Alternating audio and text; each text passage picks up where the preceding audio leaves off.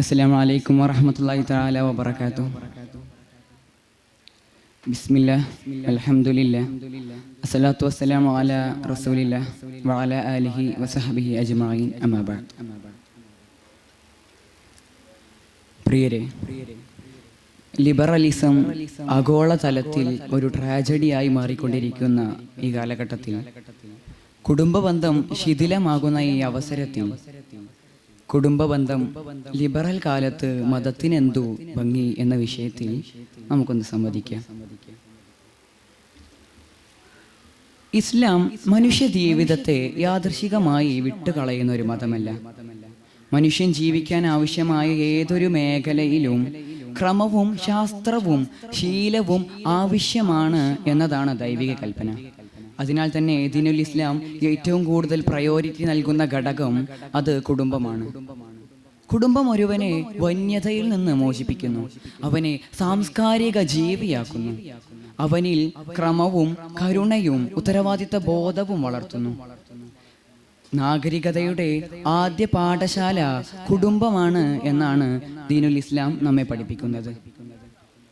എന്നാൽ ഇന്ന് സ്വാതന്ത്ര്യം, വ്യക്തിഗത അവകാശം, മോഡേണിറ്റി തുടങ്ങിയ ആകർഷകമായ വാക്കുകളുടെ മറവിൽ കുടുംബം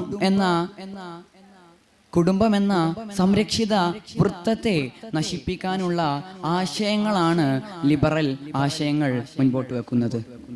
നാം നന്നായി സൂക്ഷിക്കേണ്ടതുണ്ട്. ഈ ആശയങ്ങളുടെ ഉപഭോക്താക്കളുടെ യഥാർത്ഥ ലക്ഷ്യം കുടുംബമോ മനുഷ്യ ഗൗരവമോ സ്ത്രീയോ അല്ല, മറിച്ച് സ്ത്രീ ശരീരത്തെ സമൂഹത്തിന് മുന്നിൽ ഒരു വിപണന വസ്തുവാക്കി മാറ്റുക, പാപങ്ങളെ സാധാരണവൽക്കരിക്കുക, ധാർമ്മിക നിയന്ത്രണങ്ങൾ ഇല്ലാതാക്കുക എന്നിവയാണ്. സവർഗാനുരാഗം, വ്യക്തിഗത അവകാശം, ഗെറ്റ് ടുഗദർ എന്ന പേരിൽ നടക്കുന്ന സാമൂഹിക തിന്മകൾ, ഇവയെല്ലാം ഇന്ന് പുരോഗതിയായി ചിത്രീകരിക്കപ്പെട്ടുകൊണ്ടിരിക്കുകയാണ്.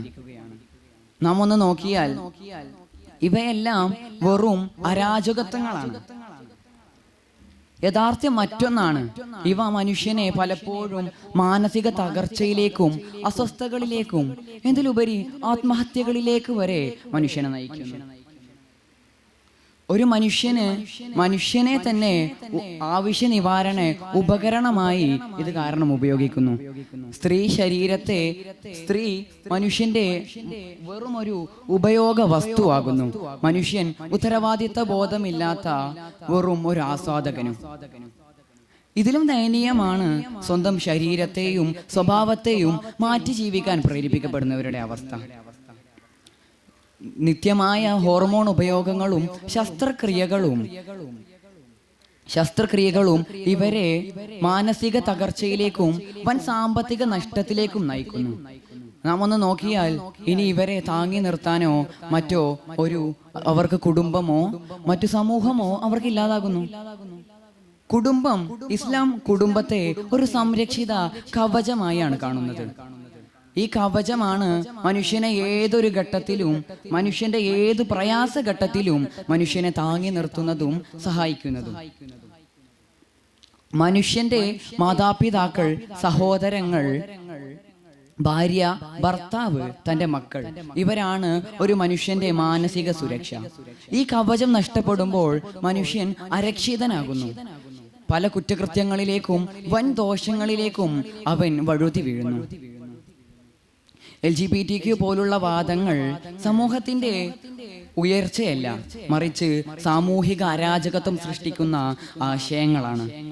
മൈ ലൈഫ് മൈ റൂൾസ്, എൻ്റെ ജീവിതം എൻ്റെ ഇഷ്ടം എന്ന മുദ്രാവാക്യം എല്ലാത്തിനും അനുമതി നൽകുന്ന ഒരു മനോഭാവം മനുഷ്യരിൽ വളർത്തുന്നു. എന്നാൽ ഇസ്ലാം ഇതല്ല, ഈ അരാജകത്വമല്ല പ്രതിദാനം ചെയ്യുന്നത്, മറിച്ച് ഇസ്ലാം കൃത്യമായ നിയമങ്ങളും ചട്ടങ്ങളുമാണ് മനുഷ്യന് നൽകുന്നത്. അവ ഒരിക്കലും ഇസ്ലാമിന്റെ മനുഷ്യന്റെ സ്വാതന്ത്ര്യം തകർക്കാനല്ല, മറിച്ച് അവനെ നാശത്തിൽ നിന്ന് മോചിപ്പിക്കാനാണ്. ഈ നിയമങ്ങളുടെ ആദ്യ പാഠശാലയാണ് തൻ്റെ കുടുംബം. ഈ കുടുംബത്തിൽ നിന്നാണ് മനുഷ്യൻ ഒരു ബോധമുള്ളവനാകുന്നതും സ്ത്രീ ബഹുമാനിക്കപ്പെടുന്നതും കുട്ടികൾ ഗൗരവ ബോധത്തോടെ, മൂല്യബോധത്തോടെ വളരുന്നതും. അതിനാൽ ഈ ലിബറൽ കാലത്തിൽ കുടുംബ ബന്ധത്തിന് യഥാർത്ഥ സൗന്ദര്യം നിങ്ങൾ നൽകണം. മതത്തിന്റെ മൂല്യങ്ങൾ നിങ്ങൾ സംരക്ഷിക്കണം. ഈ ഏത് ലിബറൽ കാലമാണെങ്കിലും നമ്മുടെ സ്വന്തം മാതാപിതാക്കളെ നാം പിടിച്ചുയർത്തണം. മാതാപിതാക്കൾ തിരിച്ചും മക്കളെ സ്നേഹിക്കണം. നബി സല്ലല്ലാഹു അലൈഹി വസല്ലം തങ്ങൾ ഇങ്ങനെയാണല്ലോ പറഞ്ഞത്, മാതാപിതാക്കൾക്ക് മക്കൾക്ക് കൊടുക്കാൻ കഴിയുന്ന ഏറ്റവും വലിയ സമ്മാനം ശിക്ഷണമാണ് എന്ന്. അതിനാൽ നാം മാതാപിതാക്കളെ സ്നേഹിക്കുകയും മാതാപിതാക്കൾ തിരിച്ച് കുട്ടികളെ സ്നേഹിക്കുകയും ചെയ്യുക. ഞാൻ നിർത്തുന്നു. അൽഹംദുലില്ലാഹി റബ്ബിൽ ആലമീൻ. അസ്സലാമു അലൈക്കും വറഹ്മത്തുള്ളാഹി തആല വബറകാതുഹു.